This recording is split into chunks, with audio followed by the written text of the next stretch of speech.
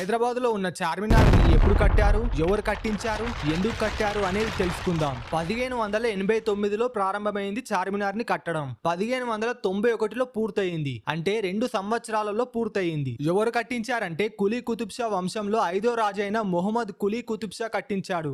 ఎందుకు కట్టించాడంటే అప్పట్లో ప్లేగ్ వ్యాధి వ్యాపించడంతో చాలా మంది చనిపోయారు. దీంతో రాజైన మొహమ్మద్ కులీ కుతుబ్ షా దేవుడికి ఒకటి కోరుకున్నాడు. ఏమని అంటే, నా రాజ్యంలో ఈ వ్యాధి తగ్గిపోతే నేను మస్జిద్ కట్టిస్తాను అని. అయితే ఆ వ్యాధి తగ్గిపోవడంతో చార్మినార్ అయితే కట్టించాడు అని కొందరు అనే మాట. ఇంకొందరు ఏమని అంటారంటే, భాగ్యనగరాన్ని నిర్మించే సమయంలో చార్మినార్ ఒక కేంద్ర బిందువులా ఉండాలని నిర్మించారని ఇంకొందరు అనే మాట. ఇప్పటి వరకు ఎలాంటి ఎవిడెన్స్ లేదు చార్మినార్ ఎందుకు కట్టారు అనే దానిపైన. ఇప్పటిదాకా నేను భాగ్యనగరం అన్నా కదా, భాగ్యనగరం పేరు ఎలా వచ్చింది, భాగ్యనగరం నుంచి హైదరాబాద్ కి పేరు ఎందుకు మార్చారో అనే దానిపై చెప్తా వినండి. మొహమ్మద్ కులీ కుతుబ్ షా ఒక హిందూ అమ్మాయిని ప్రేమించాడు. ఆమె పేరు వచ్చేసి భాగ్మతి. అయితే ఆమె పేరు మీద అయితే ఈ నూతన నగరానికి అయితే భాగ్యనగరం అనే పేరైతే పెట్టాడు. తరువాత ఆమె ఇస్లాంలోకి మారిన తర్వాత ఆమె పేరుని హైదర్ మహల్ లెక్కైతే మార్చుకుంది. అందుకే భాగ్యనగరం నుంచి హైదరాబాద్ అనే పేరైతే వచ్చింది. హైదరాబాద్ అనే పేరు బాగుందా లేదంటే భాగ్యనగరం అనే పేరు బాగుందో నాకైతే కమెంట్ లో చెప్పండి.